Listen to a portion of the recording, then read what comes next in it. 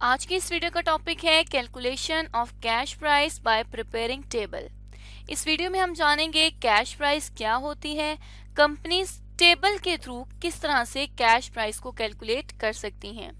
तो सबसे पहले तो अगर कैश प्राइस के बारे में जानें तो कंपनी जब किसी भी चीज को इमीडिएट पेमेंट करके मतलब फौरी पेमेंट करके कोई चीज परचेज कर लेती है, खरीद लेती है, तो उस इमीडिएट पेमेंट को हम कहते हैं कि ये कैश प्राइस है। अब अगर बात की जाए कि कंपनी कैश प्राइस क्यों कैलकुलेट करती हैं, तो कंपनी ये जानने के लिए कि कितने पैसों में वो फौरी तौर पर चीज को खरीद सकते हैं, कैश प्राइस को कैलकुलेट करते हैं। उसके अलावा हायर परचेज में इंटरेस्ट को कैलकुलेट करने के लिए कंपनी को ये पता होना जरूरी है कि कैश प्राइस कितनी है, इसलिए कंपनी कैश प्राइस को हायर परचेज में इंटरेस्ट की कैलकुलेशन के लिए कैलकुलेट करती है, क्योंकि हायर परचेज में जो इंटरेस्ट है वो कैश प्राइस की बेसिस पर अप्लाई होता है। अब यहाँ पर अगर एक दफा फिर से हायर परचेज के बारे में जानें तो कंपनी जब इंस्टॉलमेंट पर या किस्तों पर कोई चीज खरीदती है तो उसे हम कहते हैं कि ये हायर परचेज है। जैसे कि लेट्स सपोज एक कंपनी है term limited company. Term limited company का बिजनेस है इलेक्ट्रॉनिक्स का, वो इलेक्ट्रॉनिक्स की चीजें बनाती है और मार्केट में बेचती है। इलेक्ट्रॉनिक्स बनाने के लिए कंपनी को एक प्लांट चाहिए जिसके थ्रू वो इलेक्ट्रॉनिक्स बनाएगी, लेकिन कंपनी के पास इतना कैश अवेलेबल नहीं है कि वो इस चीज को फौरी पैसे देकर खरीद सके, और कंपनी ये भी जानना चाहती है कि कैश प्राइस क्या है ताकि वो अपनी डिसीजन मेकिंग कर सके कि उसने कैश प्राइस पर खरीदनी है या नहीं। अब कंपनी के पास एक और ऑप्शन है कि वो XYZ एक अदर कंपनी है जो कि हायर परचेज पर चीजें बेचती है, उसके पास जाए और उससे इंस्टॉलमेंट पर चीजें खरीद ले। अब जो कंपनी इंस्टॉलमेंट पर चीजें बेचती है उसे हम कहते हैं कि ये हायर वेंडर है, और जिस कंपनी ने इंस्टॉलमेंट पर चीजें खरीदनी होती हैं उसे हम कहते हैं कि ये हायर परचेजर है।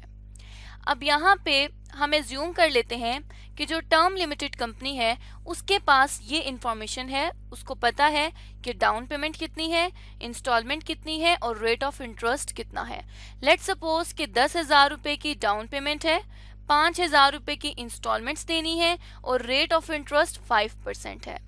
अब कंपनी क्या कर लेगी कि इस इंफॉर्मेशन के थ्रू सबसे पहले हायर परचेज प्राइस को कैलकुलेट कर लेगी, क्योंकि हम इंफॉर्मेशन में से एक मिसिंग इंफॉर्मेशन को कैलकुलेट कर सकते हैं, और हमें हायर परचेज के लिए कैश प्राइस का पता होना भी जरूरी है जो कि यहाँ पर अवेलेबल नहीं है।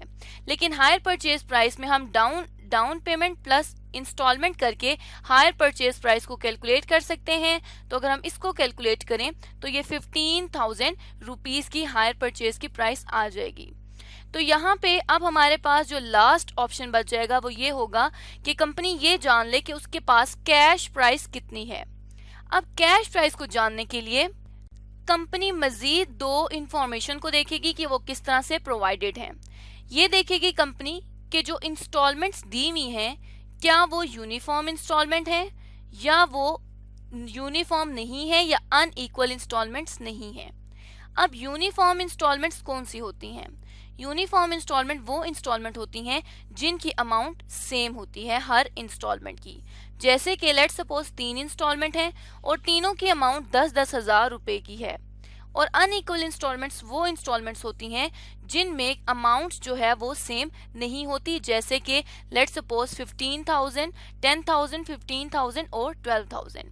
अब यहाँ पे कंपनी क्या करेगी कि जब उसकी अन यूनिफॉर्म इंस्टॉलमेंट्स हैं तब वो एनविटी को अप्लाई करेगी, और इसको हम अपनी अगली वीडियो में देखेंगे। यहाँ पे हम अनइक्वल इंस्टॉलमेंट्स की बात करें क्योंकि हमारा टॉपिक है टेबल के थ्रू हमने कैश प्राइस कैलकुलेट करनी है। तो जब अनइक्वल इंस्टॉलमेंट्स होती हैं तो कंपनी क्या करती है, कैश प्राइस को टेबल बनाकर कैलकुलेट करती है।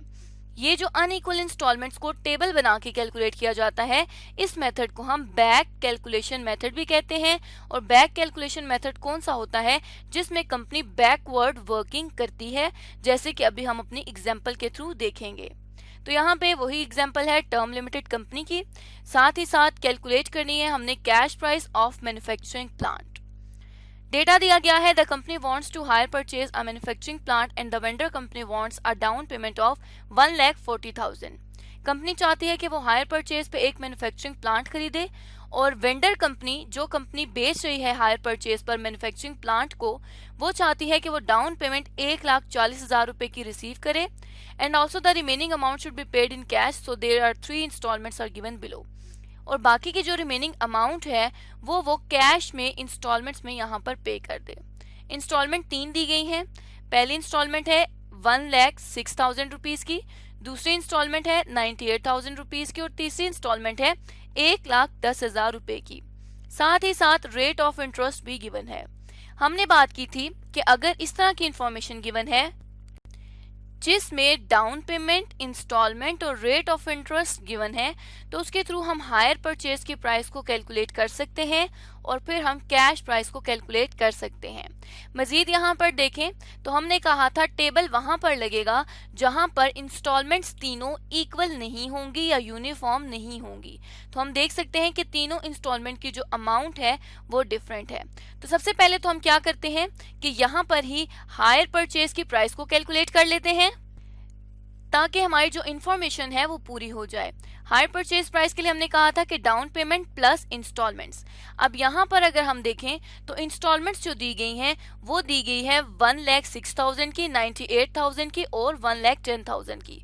तो ये टोटल आ गया 314, 3,14,000, और डाउन पेमेंट हुई है 1,40,000 रुपए की। तो हम यहाँ पर लिख लेंगे कि 1,40,000 रुपए की डाउन पेमेंट है और 3,14,000 की टोटल हमारी इंस्टॉलमेंट्स बनती हैं।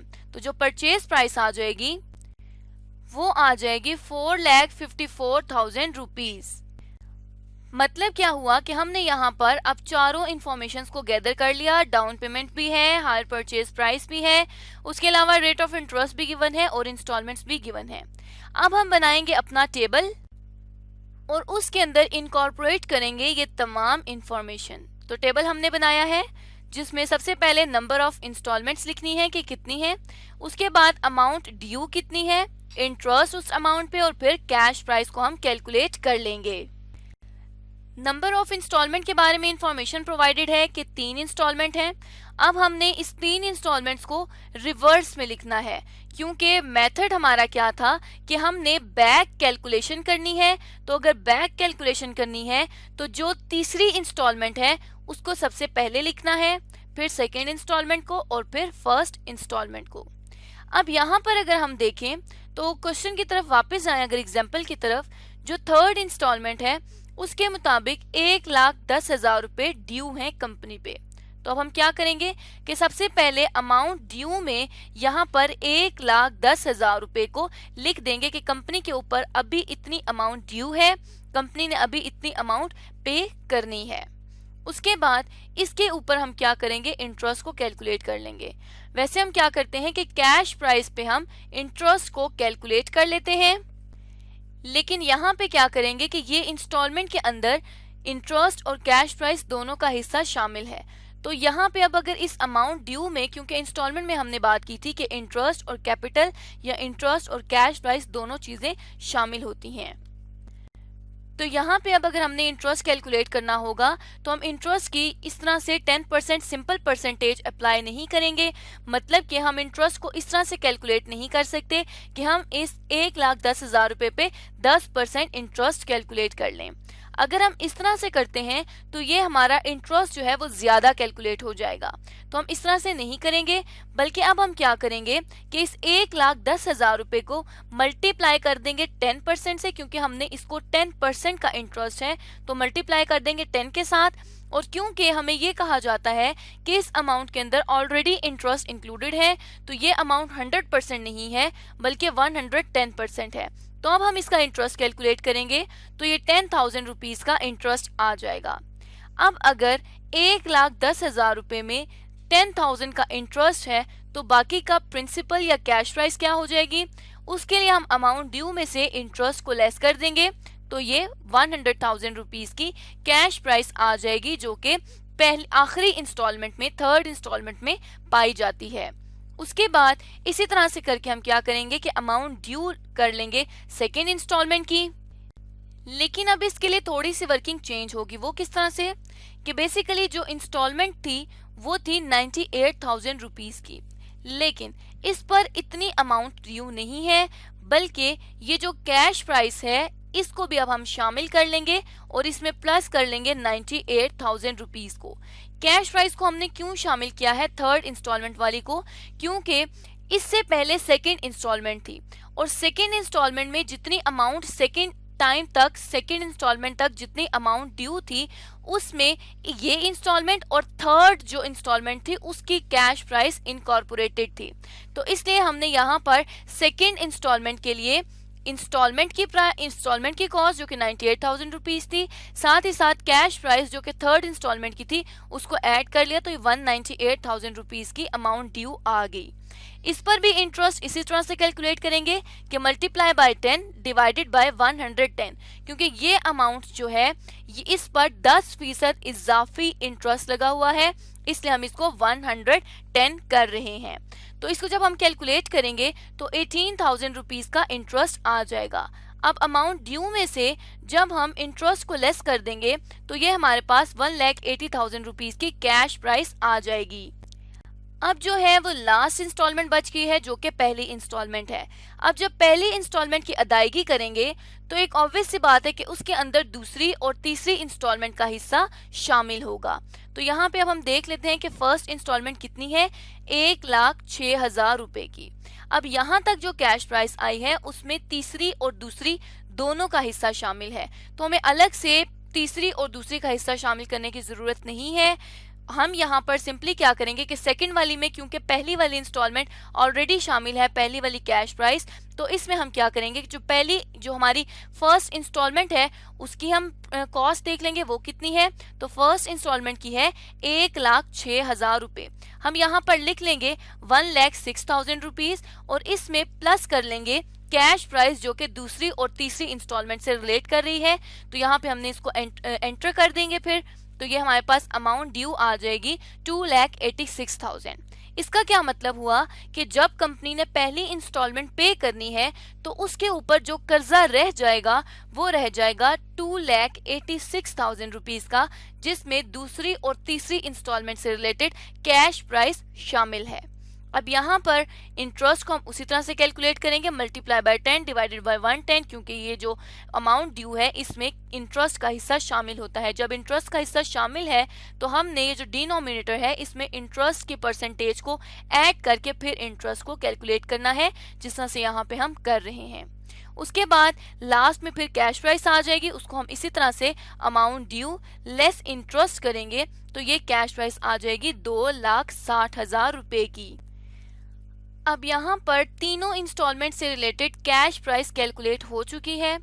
अब यहाँ पे हमने इन तीनों का टोटल नहीं करना, बल्कि अब हम यहाँ देखेंगे कि कैश प्राइस किस तरह से कैलकुलेट कर सकते हैं।